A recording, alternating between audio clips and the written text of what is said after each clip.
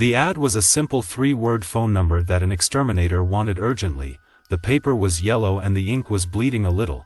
It looked like he had waited a long time. My phone call was answered after one ring and no voice on the other end.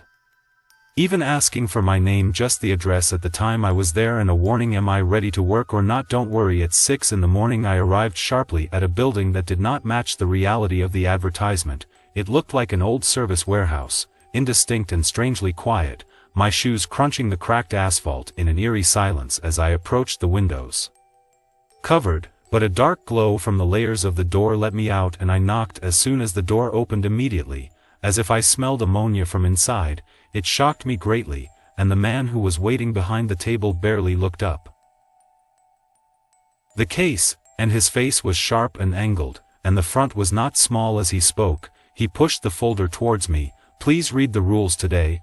I opened the folder. There were no forms, just a single sheet of uneven writing. Rules for field work. Rule number 1 of the Northern Destruction Services: never use the front door. You always enter a client's home through the side or back door, no matter what number 2 tells you. If a client offers you food or drink and refuses to touch anything that is not in your kit, number 3, you may hear movement. The walls or something to look at unknown in the corners of your vision. Do not check. Number 4, if you encounter an animal or pest that speaks, do not respond except by saying that the house is serviceable and leave the room. Number 5, check all cabinets even if the customer claims that they have already been checked. Number 6, if infested, including an unusual nest or burning eggs, before removing them, do not attempt to save specimen. 7, finish the job before sunset no matter what. And number 8, never return to the same house twice. He looked up with closed eyes. My job seemed to dare to protest what kind of extermination job it was. I asked you to follow the rules, he said. Just quit now, we won't do this again. Tactic, but I needed a job, so I nodded and he gave me a toolkit and a list of addresses. Okay, first order of business, don't call me now unless it's an emergency. I got home at 7:05. The neighborhood was very quiet, so the kids didn't move. The cars didn't go by quietly, and the house itself was an old Victorian with peeling paint and curtains that looked like they hadn't been moved in decades. Welcome with a funky font. The back door opened surprisingly easily. The air inside was heavy and warm and had a faint metal belt that flickered around my throat.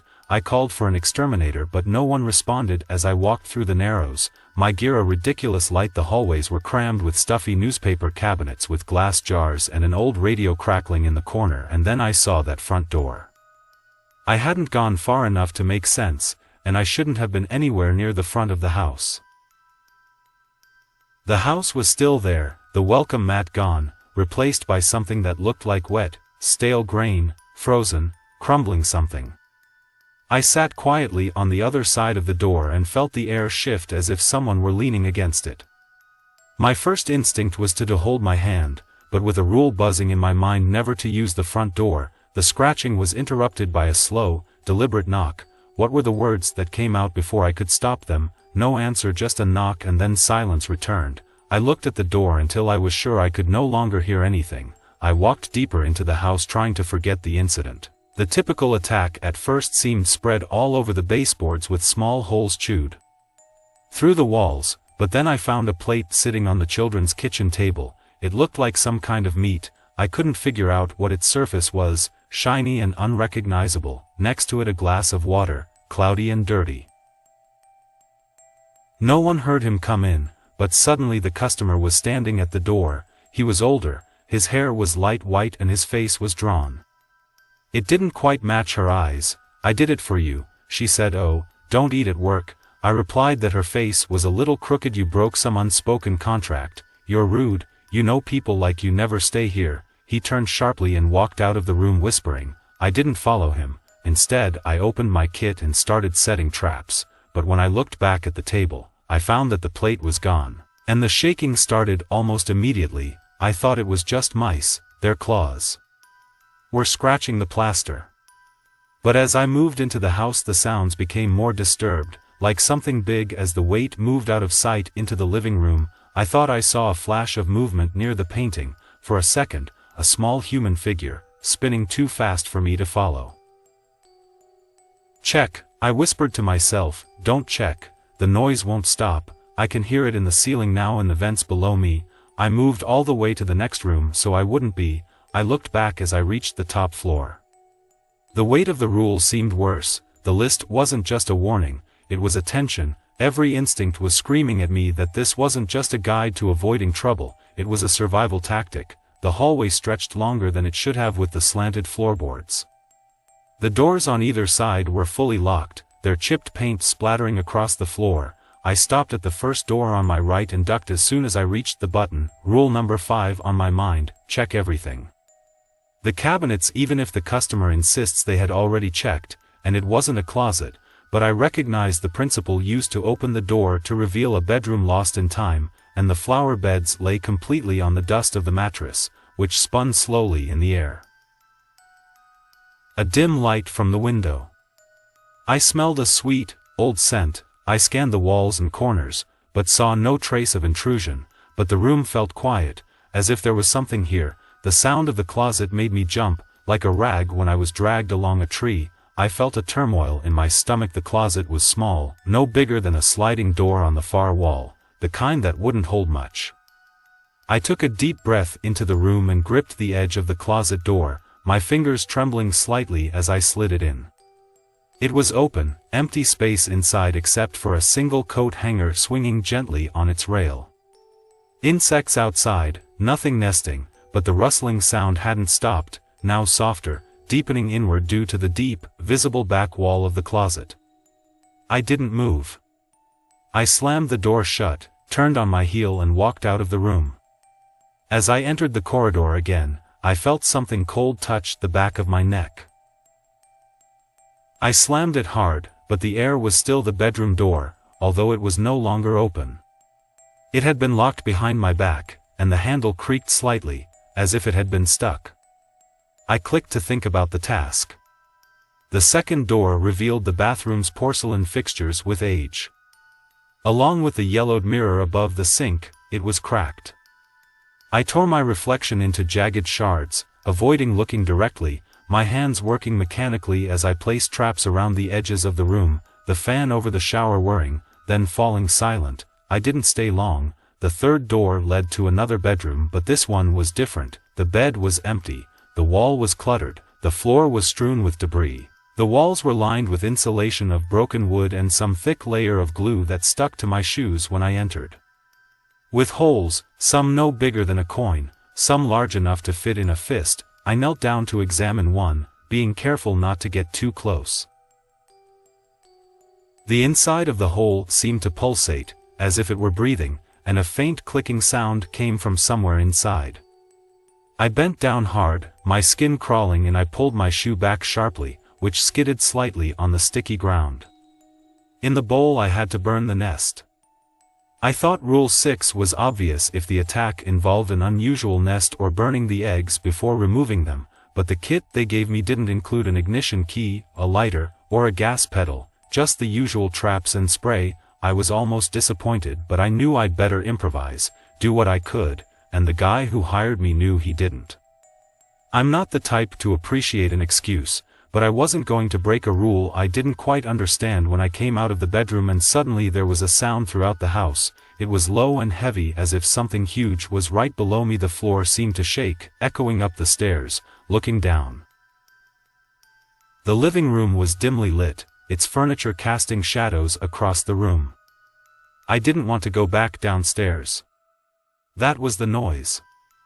I was sure it wasn't just any ordinary insect, but I couldn't stay upstairs forever, and I couldn't even grip the railing tightly, so I slowly lowered my ear and listened for any sign of movement. The air downstairs smelled different. The kitchen light flickered as I passed. The lamp was humming softly as I watched impatiently, ignoring the faint sounds coming from the baseboards. I had just reached the living room when I heard a noise. "Why didn't you check?" I froze. The sound was low and loud. It seemed impatient. It came from somewhere in the back. But when I turned around, there was nothing there. The same kitchen. "From there," I called quietly. After a while, the sound came back. I had forgotten that I couldn't have been home alone all the time. The old woman didn't show up after our briefing. A quarrel in the kitchen and the sound wasn't like his, it was too layered. I went back to the living room, my eyes scanned the space, the sofa seemed large in the middle, its shirts faded, with age, the screen was dark, but the reflection on its surface made me feel nervous. There was a person sitting in the chair, the shape was barely visible and there was only a faint outline of a body, but the longer I looked, the more obvious it became that it wasn't a human, and there I just sat and waited. It flashed and then disappeared. I almost ran back to the edge of the carpet, my tools fell from my hand, spilling their contents onto the floor. I reached for the tools, my hands shaking, and put them in the box. When I looked up again, the seat was empty, its cushion had an indentation, as if something had just been sitting there and needed to get out. I didn't care about the unfinished business. Was the money? It was no longer worth staying in this place. The rule said nothing about going. Finally I got to my feet, my knees unsteady, and made my way to the back door, the air growing colder with each step, feeling heavier than the last time I reached the door, and I grabbed the handle and turned it, but it didn't. It didn't move. I tried harder this time, but it felt like metal. I turned forward toward the side door, but the passage leading to it had disappeared into place, the solid wall peeling wallpaper, the faint outlines of doors visible beneath the layers of no. Oh no, there were no rules running through my mind, their words blurred together. They got the job done. Sundown never comes home to the same house twice. But what if I couldn't leave? The roaring sound was back, louder now. It was everywhere, filling the walls and ceiling, under my shoes, even the floor. I walked into the living room, I turned in every direction, I tossed and turned as the noise got closer. I needed some kind of plan to regain control. The toolkit was my only anchor in this nightmare. I fell to my knees on the only face of normalcy, and I opened it again and pulled out the strongest insecticide I could find. It wouldn't stop him no matter what, but I might give him a little while to build up the fight, and then without warning he stopped. The silence was deafening. I wrapped my fingers tightly around the spray can, and when I finally stood up, the house looked completely different. I half looked at the chair expecting to see the figure again, but it was still empty, and then I heard a wet sound as if something was being pulled. It came from behind me across the floor, and I didn't turn around and couldn't freeze my body in place, but the voice got louder until it was right behind me. The voice whispered in my ear, "You didn't follow the rules." I turned around.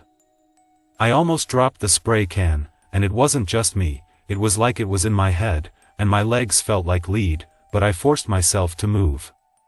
Now the narrow hallway leading to the stairs seemed closer. It took a long time, and then I heard a scratching sound.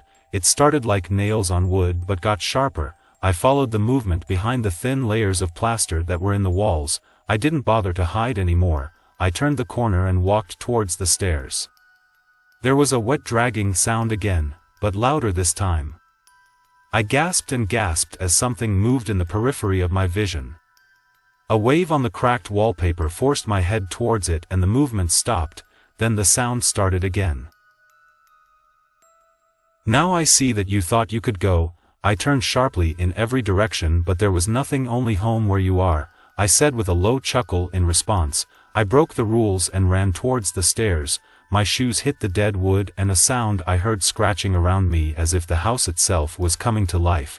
Something hit the side of the wall so hard that I kissed the picture frames. I stopped and looked up the stairs. It felt endless, and when I finally reached the top floor there was air. It was getting colder. The hallway I had just passed was twisted and distorted. The doors were now tilted at odd angles, and I needed to concentrate. There were still rules, and I didn't break the rules that could have saved me. Rule 7, finish the job before sunset. The windows, but they were dark, their glass covered in something thick and greasy. I had no way of knowing how much time had passed, but I couldn't help myself. I forced myself to check the remaining doors one by one. The room was the bathroom. The fixtures were rusted and mangled beyond recognition. The other was an empty nursery. The wallpaper was falling off in long jagged strips. I almost didn't open the closet, but the memory of a voice pulled me forward. The closet was empty, thankfully, just like before, but I swear I felt something cold in my hand. the brush brushed past me as I closed it. The third room was locked. I twitched the handle but it wouldn't budge. I took a step back to the door. I scanned for any signs of damage when I noticed some strange flooring around the door frame. The wood was dark and swollen when wet. A faint dripping sound came from the other side, steady and rhythmic. I hesitated. Rule 3 was clear. Don't scrutinize. But the rules allowed nothing. Something obstructed my only path forward. The sound returned to you. I wasted no time. The dripping stopped. I didn't realize I was holding my breath until the air was forced out of me in a shuddering gasp. I reached for my tools and pulled out the crowbar. It was heavy in my hand and comforting even if I had no idea what I was getting myself into. Facing a growl, I jammed the middle edge into the doorframe, the split wood proudly screaming in protest. I adjusted my eyes and realized I wasn't looking into the room at all. It was a tunnel, the walls rough of dirt and stone with wooden beams, the floor supporting the structure sloping down and disappearing into the darkness. I hesitated. I gripped the box tightly. I didn't want to go in, but the voice came back. It came back to me. Come in, you're almost there, the voice said, and I entered the tunnel. It was colder than the rest of the house. The air was damp and stifling. My shoes clattered against the damp ground as I pushed deeper into the dim light coming from the corridor behind me. I don't know how long I walked, but the tunnel seemed endless. My legs trembled and I kissed my jaw with a sweaty hand as I was about to return to the cavernous space of the gaping hole in the walls. The room was huge, its walls covered in cloth. In strange pulsating things glowed dimly, and in the middle of the room the space was illuminated with a magical light. There was a pile of things, torn cloth and pieces of furniture that looked as if they had been dragged from the house and stood on them. She. It was something scary. He turned towards me. His movements were fast and unnatural. I froze in this house. I said that the creature stopped for a moment at my words, and then barely turned back to me. I had time to react. I swung hard at the wave that bound the metal with a sickening spasm. I let out a sickening scream and took this opportunity to run. I didn't look back. The tunnel seemed to stretch on forever, but I forced myself forward. The sound behind me was deafening, its edges hitting the wall as it approached. The house was alive. It was noisy now with scratching and a faint whisper laughing at my despair. I didn't care. I ran to the back door and prayed I would open it. When I reached it, I didn't hesitate. I grabbed the handle and turned. To my delight, the cold air of the outside world hit me and I fell to the grass, panting, the house behind me dark and silent once more. But I didn't stop running until I reached my truck, the engine, which had been revving as I sped away, when it finally stopped. On the empty road, my hands trembled as I gripped the steering wheel, my mind racing. I didn't know what I met, but one thing was clear. I hadn't finished my work. The rules didn't say what would happen if I failed, but I was about to find out. I hadn't slept that night. The hotel I was staying in I felt flimsy and the thin walls were weak and did little to keep out the wind outside. I sat in the dark, my tools beside me. My mind was on. The rules were clear. I broke them, and left the job unfinished. It was almost dawn when the phone rang. The number wasn't posted. I didn't want to answer it, but something deep inside me made me shake my hand while I held the screen to my ear. You didn't turn your voice down and you didn't hire this guy for money. It was much worse. And finally, you have until sunset or he'll come for you. The line was dead. I sat there for a long time. There was no escape from this house. The things inside wouldn't let me leave. I needed to get back, not just to finish the job, but to destroy everything. The thought of going back scared me, but I couldn't live with the alternative.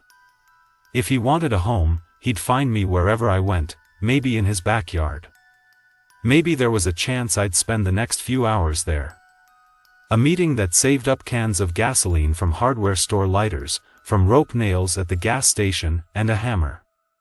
I didn't know much, but that was all I could think about as I loaded the truck. I noticed my reflection in the window as I climbed up. Home. The sun was beginning to set, the air was thick with silence, the house stood waiting, The back door was open and swaying gently in the breeze as if inviting me in. I passed the gasoline can in my hand. The house was quieter than before.